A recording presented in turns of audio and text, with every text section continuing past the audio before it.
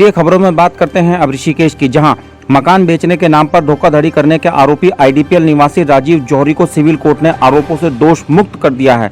बता दें कि अपर मुख्य न्यायिक मजिस्ट्रेट मनमोहन सिंह की अदालत में वर्ष 2017 से राजीव कुमार जौहरी का धारा 420 और 506 भारतीय दंड संहिता के आरोप में केस चल रहा था। कोर्ट ने तथ्यों एवं परिस्थितियों के विचार उपरांत कहा कि अभियोजन पक्ष अपने मामले में अभियुक्त राजीव कुमार जौहरी के विरुद्ध धारा 420, 506 भारतीय दंड संहिता का अभियोग युक्ति युक्त संदेह से परे साबित करने में असफल रहा है। इसलिए अभियुक्त उपरोक्त आरोपों से दोष मुक्त किए जाने योग्य है।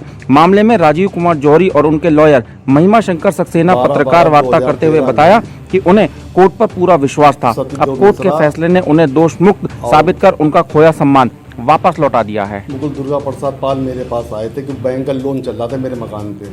ये दोनों उसी बैंक के लोगों ने मुझसे मकान का एग्रीमेंट कराया कि मकान हमें दे दो वरना तुम्हारा चला जाएगा और तहसील में जाएगा, फिर उसके बाद और पैसे लगेंगे। तो लोन हमसे मकान का एग्रीमेंट करा लिया।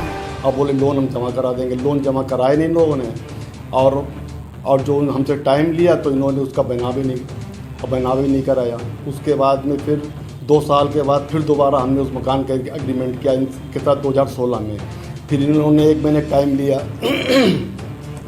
फिर इन लोगों ने उसका मकान का एग्रीमेंट करा करके फिर इन्होंने पैनामा नहीं कराया।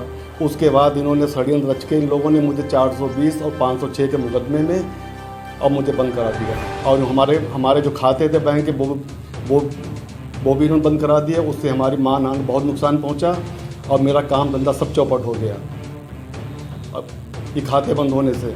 उसके बाद में फिर इन लोगों ने फिर मेरी जमानत हुई तो हमारा काम सब खत्म हो गया। हमारा हम जो हमारी इज्जत गई है वो तो वापस आएगी नहीं, लेकिन फिर भी हम सोचते हैं कि बाकी लोग जो हैं वो सत्यदेव मिश्रा और मुकुल दुर्गा प्रसाद पाल के और चंगुल में ना फंसे।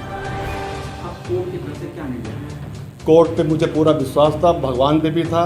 मैं कोर्ट से 8/2/2021 को बरी हो गया। ये मामला ये था कि इन्होंने एक सेल एग्रीमेंट किया था मिश्रा से बेचने के लिए संपत्ति का, जिसका टाइम पीरियड ख़त्म हो गया था और उसने रजिस्ट्री नहीं कराई थी। इसके बाद फिर दोबारा से एग्रीमेंट हुआ, फिर भी उसने रजिस्ट्री नहीं कराई और लास्ट में जब उसका लास्ट एग्रीमेंट का टाइम ख़त्म हो गया उसके बाद फिर इन्होंने दूसरे को प्रॉपर्टी बेची। अब रिजल्ट ये आया, उन्हें 7 गवाह पेश किए, सब ने किसी ने केस साबित नहीं किया, सब झूठी कहानी पाई गई।